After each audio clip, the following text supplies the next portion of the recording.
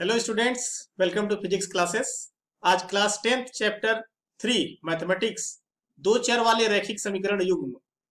पिछले अध्याय में हम लोगों ने इसमें पढ़ा जो है ग्राफ विधि से। आज के इस चैप्टर में एक रैखिक समीकरण युग्म को हल करने की बीजगणितीय विधि पढ़ेंगे, जिसमें विधियां तो कई हैं। प्रतिस्थापन विधि, इसके बाद है विलोपन विधि है, फिर जो है वज्र गुणनखंड विधि है। तो आज हम जो है प्रतिस्थापन विधि के बारे में जानेंगे। तो ये प्रश्नावली होगी हमारी 3.3। आइए अब जानते हैं प्रतिस्थापन विधि होती क्या है। तो प्रतिस्थापन विधि में होता क्या है कि इस विधि से एक रैखिक समीकरण युग्म को हल करने के लिए किसी एक समीकरण से x या y का मान निकाल करके दूसरे समीकरण में प्रतिस्थापित कर देते हैं और फिर उसे सॉल्व कर लेते हैं। तो अगर हम x का मान रखते हैं तो y के टर्म में आ जाता है, या y का मान रखते हैं तो x के टर्म में आ जाता है। तो इस तरह से एक मान जो है निकल जाता है। अब जो है प्रश्नावली 3.3 के पहले पार्ट में आप ये देख रहे होंगे कि 6 क्वेश्चंस हैं। अब इन क्वेश्चंस को जो है सॉल्व करना है। तो जैसे देखिए x प्लस वाई बराबर 14, x minus y equals to 4 है। तो ये दो इक्वेशन मिल गए। अब क्या करेंगे कि इस x प्लस वाई बराबर 14 या x माइनस वाई बराबर 4, इन दोनों में से किसी एक से जो है हम x या y का मान निकालेंगे।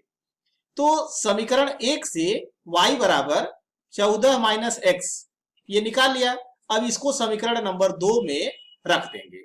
जब समीकरण नंबर 2 में रखेंगे, ये देखिए x minus 14 minus x equals to 4, x minus 14 plus x equals to 4। तो इस तरह से हमें मिल गया 2x इक्वल्स टू 18, यानी x इक्वल्स टू 9। अब जो है इस x बराबर 9 का मान जो है ये y बराबर 14 माइनस एक्स में रख देंगे। तो ये मिल जाएगा 14 माइनस 9 इक्वल्स टू 5।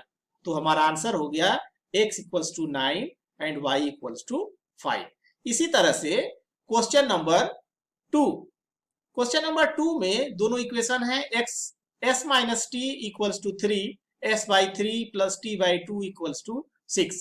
अब यहाँ हम क्या करते हैं कि समीकरण नंबर 1 से t बराबर s माइनस 3 समीकरण नंबर 2 में रख देते हैं। और जब समीकरण नंबर 2 में रखते हैं तो ये इक्वेशन बन जाता है s by 3 plus s minus 3 by 2 equals to 6। 3 2 का यहाँ पर एलसीएम ले लेंगे, 6 हो जाएगा। तो ये ऊपर की वैल्यू हो गई 2s plus 3s minus 3 equals to 6। अब जो है इसे सिंप्लीफाई कर लेंगे। तो 2s plus 3s minus 9 upon 6 equals to 6। ये 6 से इधर मल्टीप्लाई कर देंगे तो 36 हो जाएगा। 2s और 3s मिलकर के 5s, और इस माइनस 9 को राइट साइड भेज दीजिए तो प्लस हो गया 45। तो s equals to 45 upon 5, that is 9 आ गया। अब जो है इस सेकेंड समीकरण में s बराबर 9 ये जो मिल गया हमें, इसमें पुट कर देते हैं। तो t बराबर s माइनस 3 है, तो t बराबर 9 माइनस 3 इक्वल्स टू 6। तो इस तरह से आपने देखा कि s का मान 9 और t का मान 6 ये प्राप्त हो गया। इसी तरह से थर्ड में 3x minus y equals to 3, 9x minus 3y equals to 9। अब इसमें जो है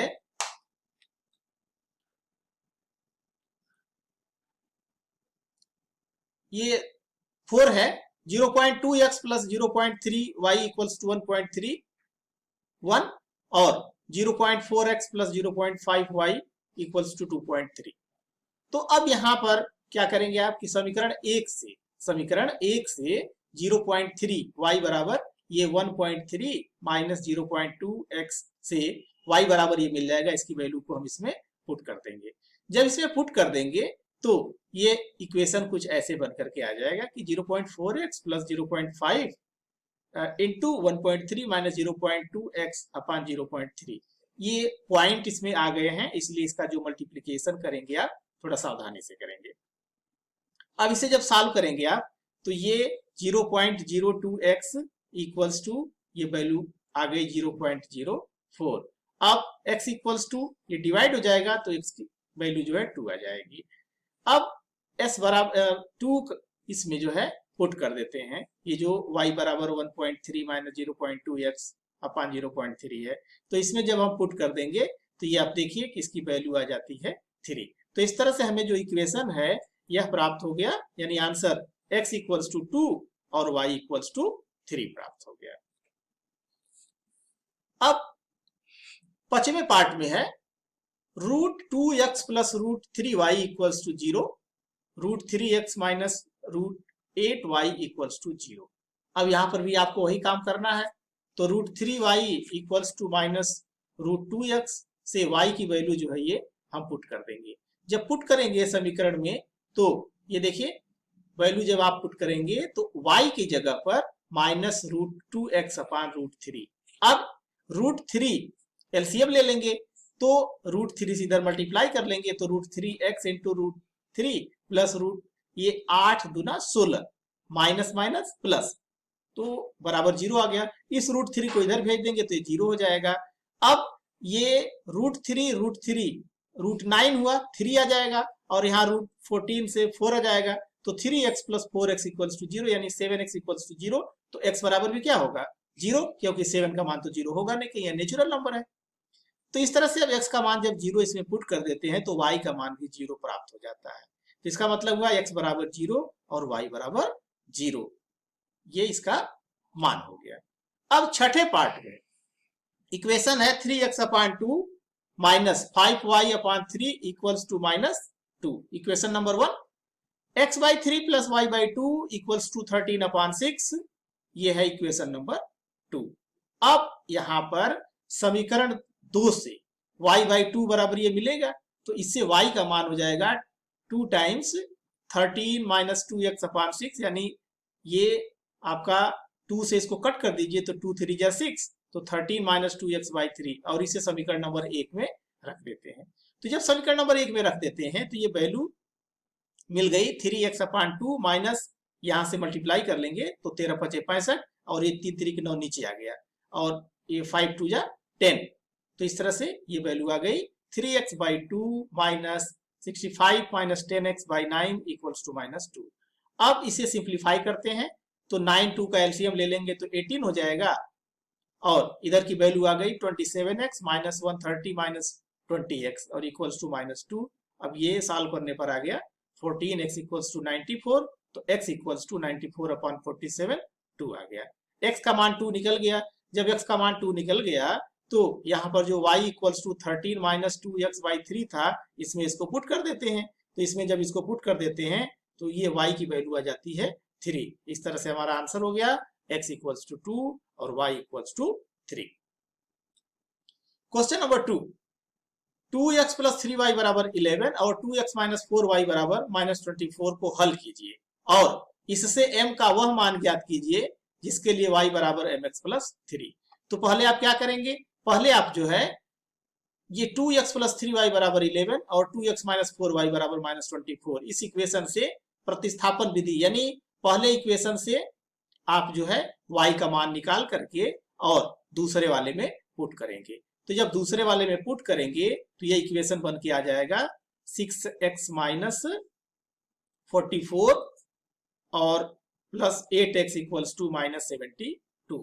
अब इसे और सिंप्लीफाई करेंगे तो x बराबर माइनस 28 अपान 14, तो ये माइनस 2 आ गया। अब x इक्वल्स टू माइनस 2, यह y equals to 11 minus 2x by 3 में रख देंगे तो ये बन के आ जाएगा 11 minus 2x by 3, that is minus 2 रखेंगे तो 2 2 जा 4 हो गया, प्लस हो जाएगा तो 11 प्लस 4 बाई 3 यानी 15 अपान 3 दैट इज 5। तो x और y का मान प्राप्त हो गया। तो इस तरह से x का मान माइनस 2 मिल गया और y का मान 5 मिल गया। अब ये कह रहा है कि m का मान ज्ञात कीजिए, जहां पर दिया है y equals to mx plus 3। तो ये जो y बराबर mx प्लस 3 है, इस समीकरण में x के जगह पर माइनस 2 और y की जगह पर 5 पुट करेंगे तो ये 5 equals to minus 2m plus 3 और इसे सिंप्लीफाई करेंगे तो 2m equals to 3 minus 5 equals to minus 2, तो इससे m इक्वल्स टू माइनस 1 मिल जाएगा। यानी इसी इक्वेशन में सबसे पहले दोनों इक्वेशन को सॉल्व करके एक्स वाई वैल्यू निकालेंगे और फिर इसमें पुट करेंगे तो m की वैल्यू आ जाएगी। तो m का मान आपने प्राप्त कर लिया m equals to -1। Question number 3, निम्न समस्याओं में रैखिक समीकरण युग्म बनाइए और उनके हल प्रतिस्थापन विधि द्वारा ज्ञात कीजिए। फर्स्ट पार्ट है, दो संख्याओं का अंतर 26 है और एक संख्या दूसरी संख्या की 3 गुनी है, उन्हें ज्ञात कीजिए। तो क्या करेंगे आप, मान लीजिए कि पहली संख्या x है और दूसरी संख्या y है। तो प्रश्न के अनुसार है कि दोनों संख्याओं का अंतर 26 है, तो पहली संख्या x है, दूसरी y, तो x माइनस वाई बराबर 26। फिर क्या कह रहा है कि एक संख्या दूसरी संख्या की 3 गुनी है, एक संख्या x यह दूसरे की 3 गुनी है, यानी x बराबर 3y। तो अब x बराबर 3y समीकरण 1 में रख देते हैं। जब समीकरण 1 में रख देते हैं तो 3y माइनस वाई बराबर 26, तो इससे 2y बराबर 26, यानी y बराबर 26/2 यानी 13, यानी y का मान मिल गया 13। अब इस y का मान जो है समीकरण सेकंड में रख देते हैं, तो जब रख देंगे तो x का मान हमें प्राप्त हो जाता है 39। तो हमें आंसर क्या प्राप्त हो गया, x बराबर 39 और y बराबर 13। ये हो गया हमारा फर्स्ट पार्ट। इसी तरह से तीसरे का जो सेकंड पार्ट है, इस क्वेश्चन में है कि दो संपूरक कोणों में बड़ा कोण छोटे कोण से 18 डिग्री अधिक है, उन्हें ज्ञात कीजिए। तो आपको पता होगा संपूरक कोण क्या होता है, जानते हैं ना? नहीं जानते तो मैं बता देता हूं। दोनों कोणों का जोड़ जो है योग 180 डिग्री होना चाहिए, ठीक है। तो अब यहां पर क्या करेंगे आप मान लीजिए कि बड़ा कोण जो है वो x है और दूसरा कोण जो छोटा वाला है वो y है। तो पहले के अनुसार क्या है कि पहला कोण 18 डिग्री बड़ा है दूसरे से, तो इसका मतलब कि दोनों का अंतर जो है वह हो गया 18 डिग्री। तो x माइनस वाई बराबर 18। फिर क्या कर रहा है कि यह संपूरक है, तो संपूरक का मतलब कि दोनों का जोड़ कितना आना चाहिए, 180 आना चाहिए। तो 180 आ गया। अब आप क्या करेंगे कि समीकरण 1 से x बराबर 18 प्लस वाई यह समीकरण नंबर 2 में रख देंगे। जब समीकरण नंबर 2 में रखेंगे तो देखिए 18 प्लस वाई इक्वल्स टू 180, यानी 2y इक्वल्स टू 180 माइनस 18, तो 162 हो गया। y बराबर 162/2 बराबर 81, तो y की वैल्यू जो है हो गई 81। अब यहाँ x बराबर क्या है, 18 प्लस वाई है। तो जब 18 प्लस वाई है तो यहाँ पे रख देंगे 18 प्लस 81 दैट इज 99। तो x का मान हमें प्राप्त हो गया 99 डिग्री और y का मान प्राप्त हो गया 81 डिग्री। इसी तरह से आप इसका तीसरा पार्ट देखेंगे। एक क्रिकेट टीम के कोच ने 7 बल्ले तथा 6 गेंदें 3800 रुपए में खरीदी। बाद में उसने 3 बल्ले तथा 5 गेंदें 1750 में खरीदी। प्रत्येक बल्ले और प्रत्येक गेंद का मूल्य ज्ञात कीजिए। तो क्या करेंगे हम, सबसे पहले तो हम ये मान लेते हैं कि बल्ले की कीमत जो है x रुपया है और गेंद की कीमत जो है y रुपया है। तो एक बल्ले का x रुपया है तो 7 बल्ले का 7x हो जाएगा। एक गेंद का y रुपया है तो 6 गेंद का 6y हो जाएगा। अब ये बन जाएगा 7x प्लस 6y बराबर 38। Equation number 1। अब इसके बाद फिर कह रहा है कि 3 बल्ले, तो 3 बल्ले का मतलब 3x और 5 गेंदे का मतलब 5y। अब ये कितना हो जाएगा 1750। तो ये हो गया हमारा इक्वेशन नंबर 2। अब हम क्या करते हैं कि समीकरण 1 से x का मान निकालते हैं। तो ये 7x बराबर हो जाएगा 3800 माइनस 6y, तो x बराबर हो जाएगा 3800 माइनस 6y बटा 7, जिसको कि हम समीकरण नंबर 2 में रख देते हैं। जब समीकरण नंबर 2 में रख देते हैं तो ये 3 इंटू ये 3800 माइनस 6y बटा 7 प्लस 5y बराबर 1750। तो इसको सिंप्लीफाई कर लेंगे। जब सिंप्लीफाई कर लेंगे तो ये देखिए 17y बराबर 850 मिल जाएगा। तो y बराबर 850 बटा 17 दैट इज 50। अब इसका मान हम जो है y का मान पुट कर देंगे। जब y का मान पुट कर देंगे तो x बराबर 3800 माइनस 6y बटा 7, तो y बराबर 50 रखेंगे तो x बराबर ये आ जाएगा 500। तो इस तरह से एक बल्ले की कीमत हो गई 500 और गेंद की कीमत हो गई 50 रुपये। क्वेश्चन नंबर 4 है, एक नगर में टैक्सी के भाड़े में एक नियत भाड़े के अतिरिक्त चली गई दूरी पर भाड़ा सम्मिलित किया जाता है। 10 किलोमीटर दूरी के लिए भाड़ा रुपया 105 है तथा 15 किलोमीटर के लिए भाड़ा रुपया 155 है। नियत भाड़ा तथा प्रति किलोमीटर भाड़ा क्या है? एक व्यक्ति को 25 किलोमीटर यात्रा करने के लिए कितना भाड़ा देना होगा, ये आपको फाइंड करना है। तो सबसे पहले आप इसमें क्या करेंगे, इसमें कह रहा क्वेश्चन में कि कुछ नियत भाड़ा है और कुछ पर किलोमीटर है, ठीक है। तो मान लेते हैं कि जो नियत भाड़ा है वह x रुपया है और जो प्रति किलोमीटर भाड़ा है वह y रुपया है। तो पहले प्रश्न के अनुसार क्या होगा, प्रश्न का मतलब है कि जो इसमें पहली कंडीशन है उस कंडीशन में कह रहा है कि 10 किलोमीटर के लिए भाड़ा 105 रुपया है, तो 1 किलोमीटर चलने पर y रुपया है, तो 10 किलोमीटर चलने पर 10y होगा और x रुपया नियत है। तो इस तरह से ये हो जाएगा x प्लस 10y बराबर 105, समीकरण नंबर 1। फिर कह रहा है कि 15 किलोमीटर के लिए 155 रुपया है, तो x रुपया तो नियत है और 15 किलोमीटर चला तो 15y हो गया, तो x प्लस 15y बराबर 155, ये समीकरण नंबर 2 हो गया। अब क्या करेंगे आप, समीकरण 1 से x बराबर 105 माइनस 10y समीकरण नंबर 2 में रख देते हैं। तो जब समीकरण नंबर 2 में रखेंगे तो ये देखिए 105 minus 10y plus 15y equals to 155, यानी 5y equals to 155 minus 105 equals to ये मिल जाएगा 50, यानी y बराबर 50 अपॉन 5 इक्वल्स टू 10, यानी y का मान 10 आ गया। जब y का मान 10 आ गया तो इसे हम अगले समीकरण यानी x बराबर 105 माइनस 10y में रख देते हैं। तो x बराबर 105 माइनस 10y है, तो 10 इंटू 10 यानी 10 10 जा 100 हो गया, तो 105 माइनस 100 यानी हो गया 5, तो x का मान 5 हो गया और y का मान 10 हो गया। तो इस तरह से आपने ये देखा कि जो नियत भाड़ा है वह कितना है 5 रुपया है और पर किलोमीटर क्या है 10 रुपया है।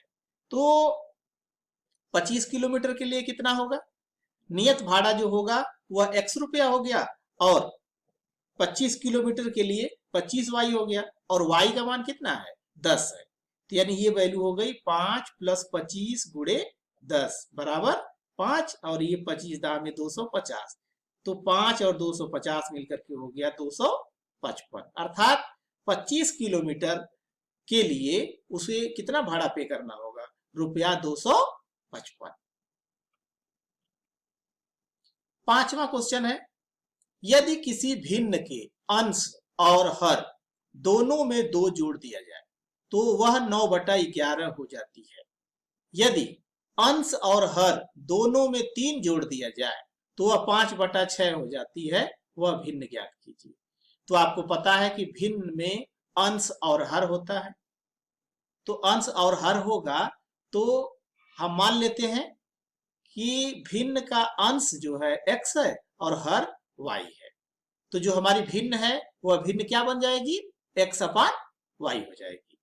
जब x अपान y हो जाएगी तो पहले हिस्से में कह रहा है कि अंश में 2 जोड़ देते हैं और हर में 2 जोड़ देते हैं, तो यानी x प्लस 2 अपान y प्लस 2, तो ये हो जाता है 9/11।